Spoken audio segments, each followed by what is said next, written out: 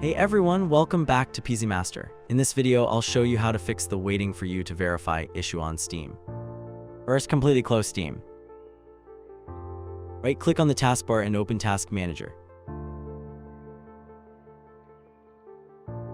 Find Steam in the list and click End Task to close all Steam processes. Now reopen Steam and sign into your account again. If the issue still isn't fixed, open your browser.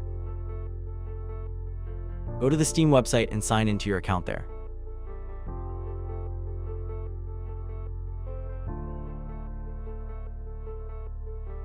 Complete any verification prompts if they appear.